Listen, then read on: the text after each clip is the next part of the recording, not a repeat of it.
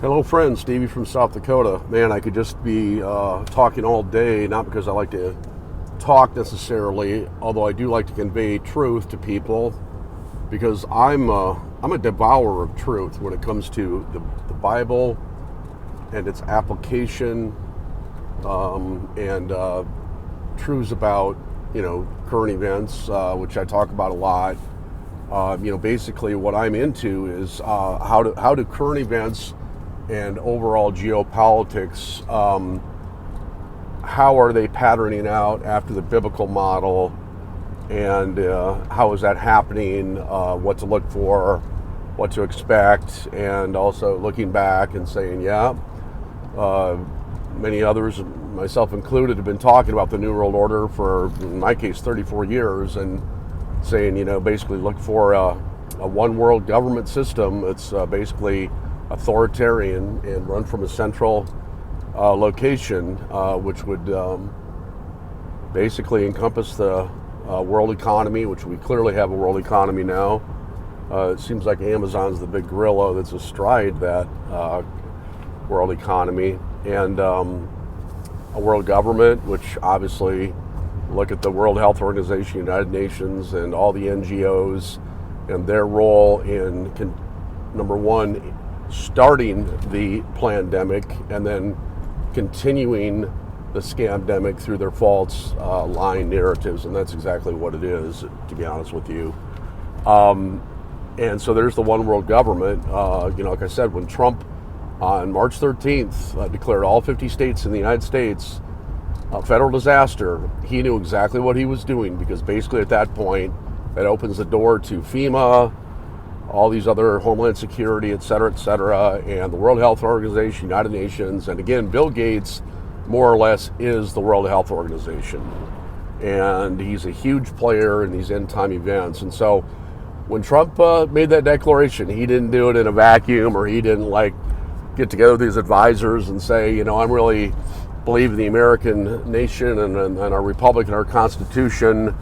So what do you think I ought to do here? And it's not like they said, well, we're not really sure what's going to happen, but maybe it's time to just declare all 50 states a federal disaster area.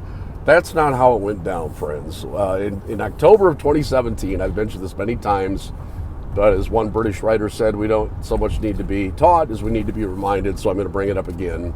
October of 2017, I've seen many videos of it, where Trump is basically in a long lineup. I don't know if he's in the West Wing of the White House or whatever, wherever he's at. I think that's where he was, and he has all these military brass and saying that there's a lot of firepower here, and blah blah blah, and kind of puffing them up and puffing himself up. And he said, well, a storm is coming, and a reporter said, Mr. Trump, or President Trump, I think she said, what do you mean a storm is coming? And he said, you'll see. And then in October of 2018, a year later, I kept telling people about a month, I think it was about a month in advance, I learned about this presidential text alert.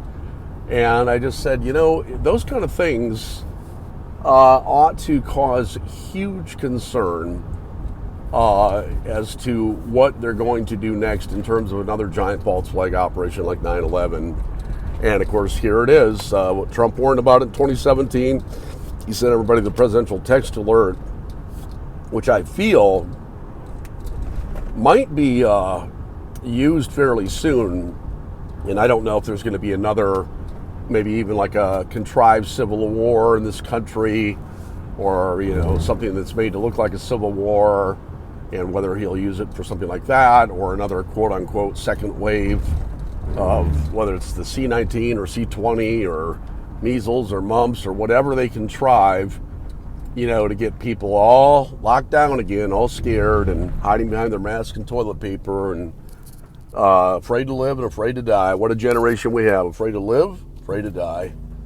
And not a Christian, though. If you're a born-again Christian, you're not afraid to live and you're not afraid to die. It's that simple. It's that simple. Like I've said, this COVID-19 thing has been a real revealer of men's hearts and minds. I have never heard yet or met a true Christian that is just cowering about this and is waiting for the vaccine and just really supporting the CDC and the WHO and all these government efforts to lock us down, quarantine us, keep us socially distanced from one another, and of course the mask. Gee. I mean, it just, as Chesterton said, the modern world is madder than any satire on it. So when I make these funny faces, it's just it's my sort of personal antidote to the madness that is surrounding us daily and not getting less mad. It's getting weirder and crazier. Anyway, I really wanted to make this video to point the finger and point the way to a man that I've been aware of for a while, and I can't really tell you why I haven't listened to more of his work, because every time part of the reason, I'll tell you why it is I don't listen to more of his stuff.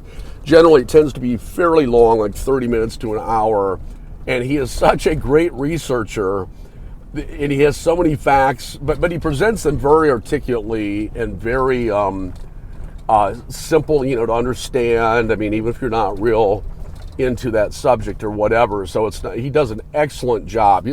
My brother tells me I need to get more professional, which I believe is true with this, I guess. His reports are so well written and thought out, and they're just class acts. But his latest one on the COVID-9, he calls it COVID 9/11, from Homeland Security to Biosecurity. I think it's roughly 30 minutes. It's somewhere around there, and it is just brilliant. He basically traces these are my words, and maybe he used them too, but I call it the hyper security state of the the global government's apparatus that's basically been in place for a long time, and 9/11 was the catalyst to get all of that in place in spades. And he said now basically, these are my words, he's much more articulate, but basically, and I've been talking about this for quite a while, this is why this thing resonated so much with me, is that I've said that the war on terror has morphed into the war on this virus, which is supposedly very contagious and fatal. Well, we know from the CDC, these are CDC numbers, these aren't mine, these aren't Richie from Boston's, or all of us people, all of us conspiracy theorists that are wearing the tinfoil hat. These are CDC numbers, and this thing wouldn't even honestly be in the top 4 or 5 in the last 10 years of the various influenzas, like SARS and MERS, H1N1, the swine flu. It doesn't even come close to their lethality or fatality, whatever you want to call it. It doesn't really matter, but so the 9/11 war on terror has morphed into this COVID-19 war on a virus, like I said, that is not a serious thing at all. But of course, the mainstream media, has totally done a perfect propaganda job, and people don't care about the facts and figures from the CDC, which shows this thing to basically be a non-event. Certainly a non-event in terms of the draconian destructive. I'm going to use 2 big words here. We'll start with D. The draconian and destructive measures applied worldwide to every tongue and tribe. I have friends in Venezuela and Colombia, and they've had difficult situations anyway, especially Venezuela, and it has just decimated the poor, the working class. They are having a hard time. I'm doing my best to help. I have several friends there and doing my part. I don't know if I ever do enough. I always feel like I don't do enough to help them out. But and of course, that's just a microcosm. I'm sure I know there are people in other countries that are suffering the same thing. And really, one of the main lessons that we need to learn about this is that this thing is not about public health. It's not about caring for you, that you don't get sick and your family gets sick and you die. It literally has zero to do with that. As one guy said, governments throughout history have done one thing very well. They've killed a lot of other people, and they've killed a lot of their own people. That's what governments have been really good at doing, okay? The prince of the power, or how does this go? The prince of the power of the air, in other words, Satan, he works through governments and leaders. Now, I know that Paul said that government was instituted by God to restrain evil, and that's why they bear the sword, and I believe that is God's plan. In other words, that's his modus operandi. But sadly, these governments get usurped by people that are working for the devil. It's plain and simple. It's like it's God's plan for, one man, one wife, and marriage. But I mean, you look in the world today, in this country, it's for all intents and purposes, that plan isn't being followed at all. So, in other words, the concept of government is as ordained by God is definitely biblical, and I have to be careful I have to be careful that I include this so people don't think that I think that, that I'm sort of a Christian anarchist, that we need to get rid of government, or, in the case of all this nonsense about getting rid of the police departments, et cetera, et cetera. Well, corrupt government, corrupt police departments should be gotten rid of, and then hopefully you can find people to run it the way that God run these institutions the way that God intended them to be. But anyway, the Corbett Report, I think it's CORBETTREP, report, one word, and the latest installment, COVID-9/11, from Homeland Security to Biosecurity. You will learn more in that half hour than certainly from all the videos that I've done. I mean, I might be able to pick one or two points and kind of expand on that. And God has there's a place for me too, obviously. I hope so. But I like to point to the finger to other great,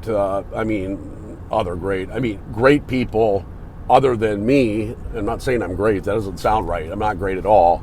No, but these people, I like to point the finger. I talk about Richie from Boston as being really solid in so many ways. And there's so many others that I follow. Call for an Uprising is brilliant. One of the best, honestly. So anyway, friends, it's just like I'm a photographer, and like I often talk about the Indian photographers and just how I'm a member of a couple of different bird sites and just how really gifted they are, So I just like to, point people to whether it's a good restaurant or good photography or somebody that does a good exposition of biblical truth as it relates to current events.